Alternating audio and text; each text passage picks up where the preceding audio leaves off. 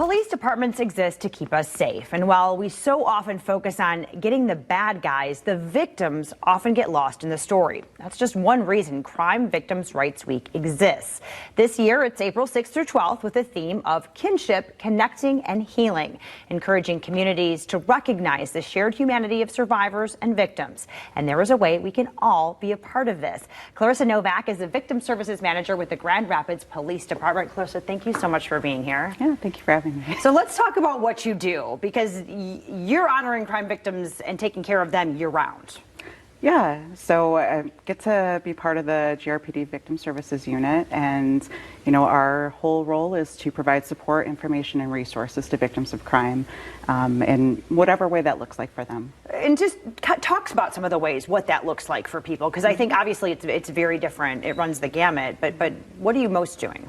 Yeah, I think a lot of it is honestly education. Most people don't understand what to expect when they start this process, when they, from reporting all the way through the court system, can be really confusing, and how to assert their rights, what they need to do, how they connect with people.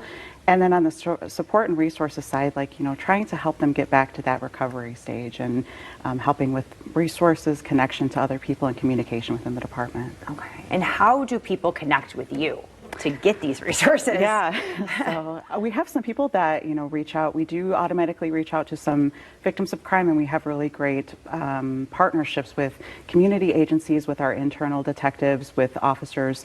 But people can just call and say, hypothetically, if I were to report, what would that look like? Or I'm going through this, what supports are available to me? And so that's something anybody could reach out. Yeah, I think that's pretty important to touch on, because how many times do you think that crimes are not reported because a victim is fearful or has whatever anxiety around that, and you're existing to help them?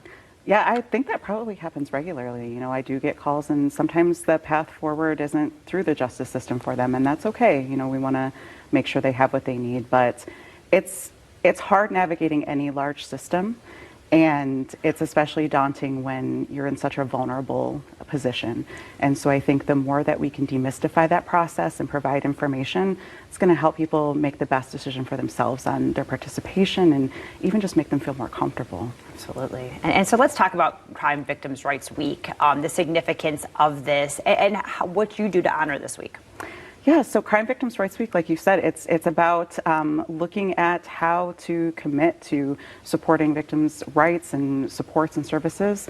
For us, we typically do one event, for the year. This year, we decided to do an educational series of 2 sessions, where first one on April 7th, the second one on April 9th. But the first one is really focused on healing after trauma, and there's wonderful therapies that are especially focused on trauma. There's mind-body connection things, but I feel like a lot of times people think that I go talk to a counselor and that's all I can do.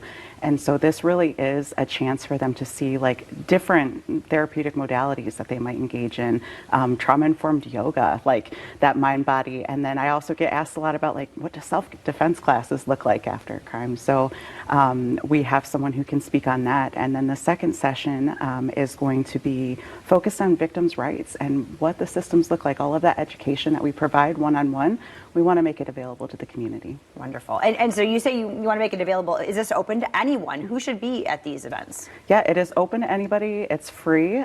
We also we'll have some food, since it's a night thing, and some drinks, but really community partners, people who've experienced trauma or victimization, friends of those folks, or anybody that just wants to learn more. I think the more informed we are, hopefully nobody has to deal with this, right? But the awareness can be spread, and the information is always beneficial. Absolutely, right? We can take that information, and if we know someone who might need it, then we can be that conduit. So what do you hope people take away from this, and what do you hope people learn about what you do every day? I really hope that people take away that there is help, that I feel like so many times people think of crime and they think about this happened.